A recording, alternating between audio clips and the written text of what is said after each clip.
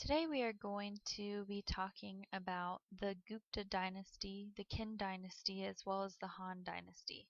I wanted to take a moment to show you this timeline so you can see where we are in history. So here is the Han dynasty, and then here are the Guptas that we're going to be talking about. And if you'll notice, these were both around at the time of the Roman Empire. So that's just to give you some context. And the Qin actually came before the Han dynasty. We're going to start out by talking about empires in India. This is chapter 3, section 2. As I mentioned, we are looking at the Gupta Empire.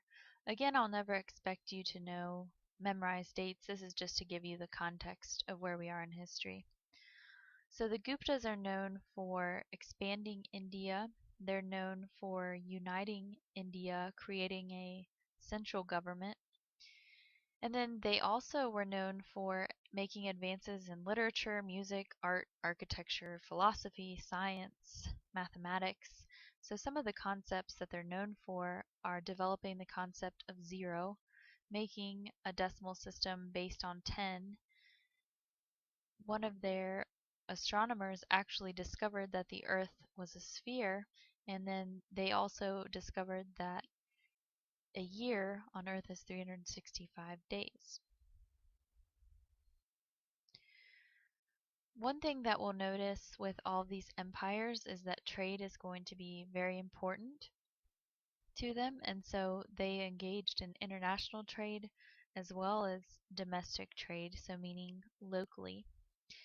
And what we see with the Guptas is that the rulers were very wealthy, they were very powerful, they had extravagant lifestyles, so that led them to become lazy.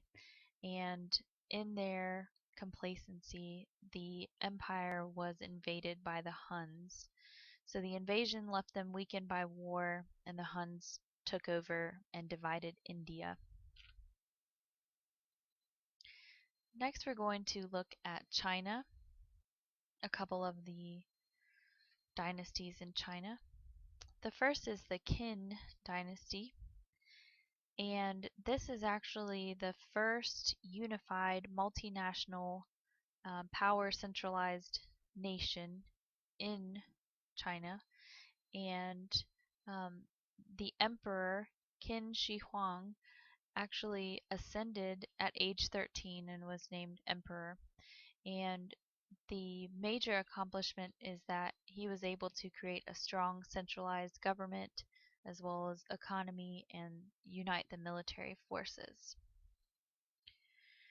Now, some of the accomplishments that he had as a ruler is he standardized the weights and measures, standardized the common, and made a common currency. He made a written language for China. He had a really big focus on building China's infrastructure, so irrigation and roads, but his accomplishments that he's best known for are the Great Wall of China and the Terracotta Army. So the Great Wall of China, the picture is here below, and this is one of the wonders of the world. It is 5,500 miles and it is over 2,000 years old, and it was built by soldiers, prisoners, and local people. So the emperor was interested in public service projects, but it often came at the cost of forced labor. And this dynasty is also known for the Terracotta Army, so here we have them below.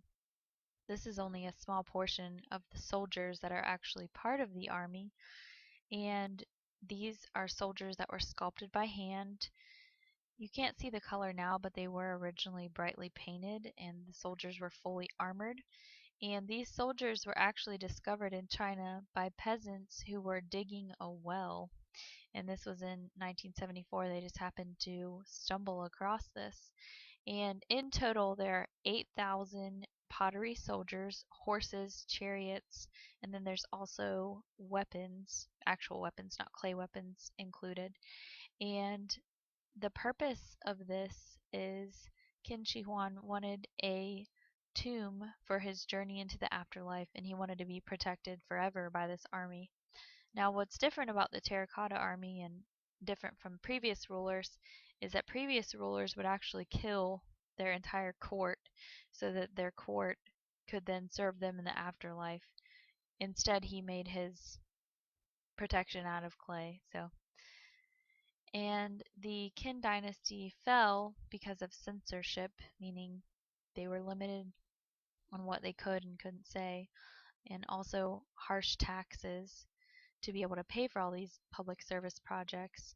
And then because the people were dissatisfied with having to complete this forced labor.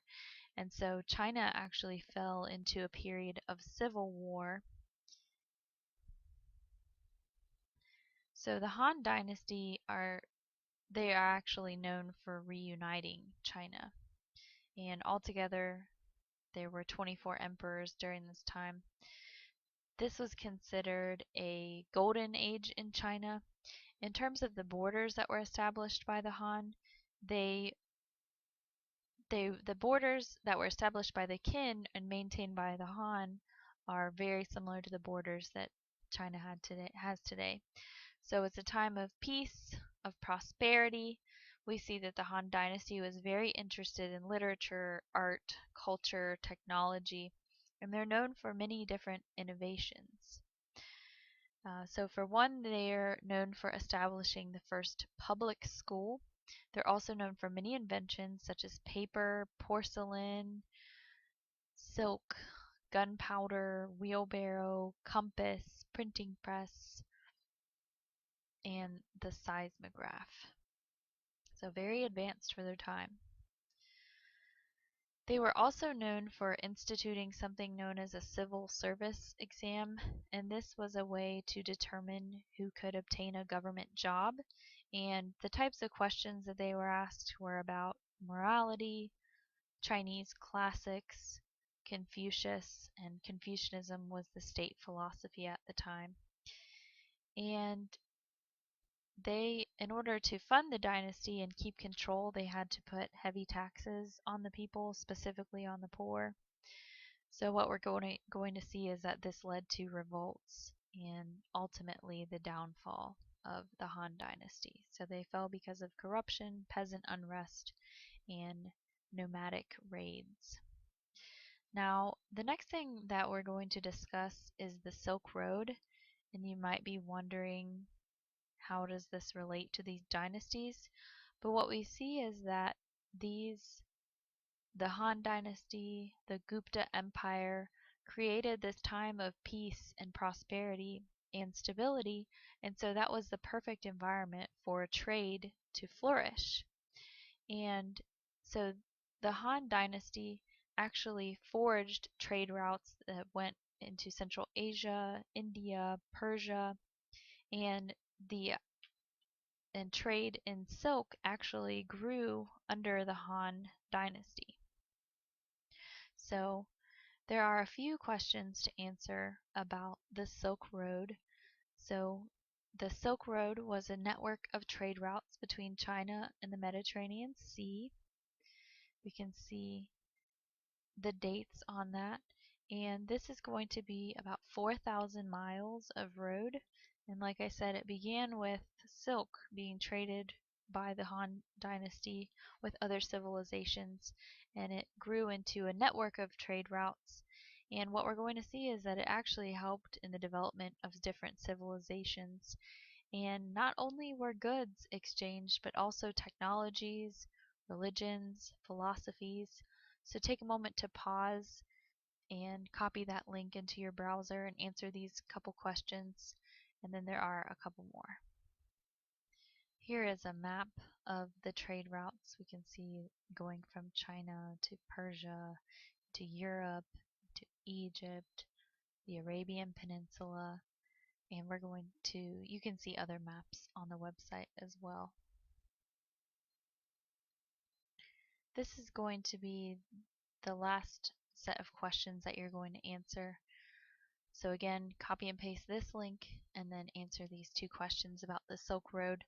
And in class, we're actually going to be getting a virtual tour of the Silk Road, And then we're also going to do a simulation in which you get to actually participate in trade and on the Silk Road.